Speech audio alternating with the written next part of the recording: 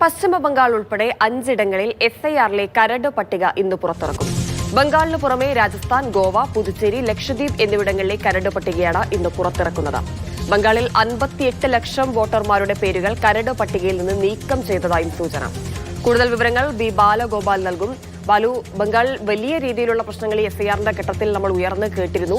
അതിലൊരു പുനഃപരിശോധനയ്ക്ക് കൂടി ഒരുങ്ങുന്നതായി തെരഞ്ഞെടുപ്പ് കമ്മീഷൻ കൂടി അറിയിച്ചിരുന്നു. ഇന്നിപ്പോൾ എപ്പോഴാണ് എഫ്ഐആറിന്റെ ഒരു കരട് പുറത്തുവരിക?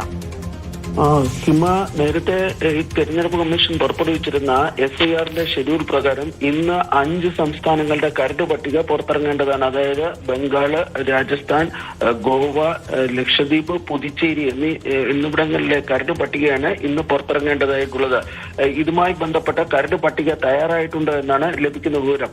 പശ്ചിമ ബംഗാളിൽ നിന്ന് നേരത്തെ വോട്ടർ പട്ടികയിൽ ഉണ്ടായിരുന്നതിൽ 55 ലക്ഷത്തോളം പേരുകൾ ഈ പുതിയ കരട് പട്ടികയിൽ നിന്ന് നീക്കം ചെയ്യപ്പെട്ടിട്ടുണ്ട് എന്നാണ് ലഭിക്കുന്ന സൂചന. അതായത് ഇവരെ കണ്ടെത്താൻ വേണ്ടി കഴിഞ്ഞിട്ടില്ല എന്ന് തന്നെ ഈ തെരഞ്ഞെടുപ്പ് കമ്മീഷൻ വൃത്തങ്ങൾ വ്യക്തമാക്കുന്നു. ഇവർ ഒന്നുകിൽ മരിക്കുകയോ അതല്ല എങ്കിൽ സ്ഥലം ആ പ്രദേശങ്ങളിൽ നിന്ന് താമസം മാറിപ്പോവുകയോ ചെയ്തിട്ടുണ്ട് എന്നാണ് തെരഞ്ഞെടുപ്പ് കമ്മീഷൻ വ്യക്തമാക്കുന്നത്.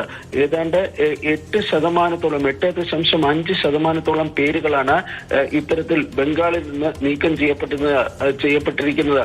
രാജസ്ഥാനിൽ നിന്ന് ഏതാണ്ട് 8% പേരുകൾ നീക്കം ചെയ്യപ്പെട്ടിട്ടുണ്ട് എന്നാണ് പ്രാഥമികമായി ലഭിക്കുന്ന വിവരം. ഗോവയിൽ നിന്നും സമാനമായ രീതിയിൽ ഈ പേരുകൾ നീക്കം ചെയ്യപ്പെടുകയും ചെയ്തിട്ടുണ്ട്. ഏറ്റവും കുറച്ച് പേരുകൾ നീക്കം ചെയ്യപ്പെട്ടിട്ടുള്ളത് ലക്ഷദ്വീപിൽ നിന്നാണ്. അവിടെ നിന്ന് ഏതാണ്ട് 2.5% പേരുകളാണ് ഈ വോട്ടർ പട്ടികയിൽ നിന്ന് നീക്കം ചെയ്യപ്പെട്ടിട്ടുള്ളത് എന്നാണ് ലഭിക്കുന്ന വിവരം. ഏതായാലും ഔദ്യോഗികമായ ഈ 5 ഇടങ്ങളിലെയും എസ്ഐആറിന് ശേഷമുള്ള കരട് വോട്ടർ പട്ടിക പുറത്തിറക്കുന്നതായിരിക്കും.